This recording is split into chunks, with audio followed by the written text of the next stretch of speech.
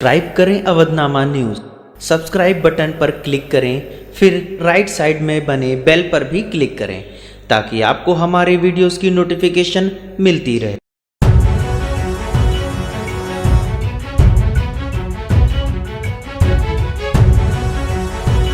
Virus से फैले विश्वव्यापी महामारी पर अंकुश लगाने के लिए प्रधानमंत्री नरेंद्र मोदी ने 21 दिन के लॉकडाउन का ऐलान किया। इसके बाद शहर के गली मोहल्लों, बाजारों में सन्नाटा पसर गया। इसका असर इबादत गाहों पर भी पड़ा।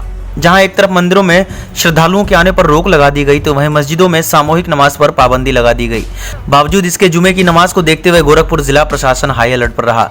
चौराहों पर लगे पुलिस विभाग के लाउड स्पीकर द्वारा घरों में नमाज अदा करने की बात प्रसारित हो रही थी, तो वहीं आला अधिकारी लगातार शहर के विभिन्न हिस्सों में स्थित मस्जिदों पर निगाह जमाए हुए थे। प्रशासनिक शक्ति और मस्जिदों के इमाम द्वारा की गई अपील का असर यह रहा कि शुक्रवार को गोरखपुर में किसी भी मस्जिद में जुमे की नमाज नहीं हुई। लोगों ने घरों में ही नमाज अदा किया। इस संबंध में सीओ कोतवाली वीपी सिंह ने कहा कि कोरोना संक्रमण के मद्देनजर मंदिरों और गुरुद्वारों में भी किसी प्रकार का सामूहिक गतिविधियों पर रोक है। उन्होंने सभी से निवेदन किया कि सोशल डिस्टेंस बनाए रखें और जुमे की नमाज अपने घरों में पढ़ें।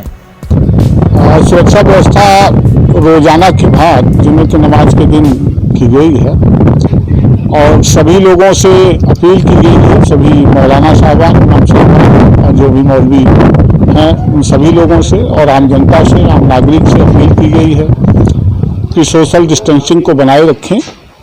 और कोरोना एक ऐसी महामारी है जिसके संक्रमण की प्रक्रिया बहुत ही जटिल है और इस जटिलता से बचने के लिए हम सभी को सोशल डिस्टेंसिंग बनाए रखनी है।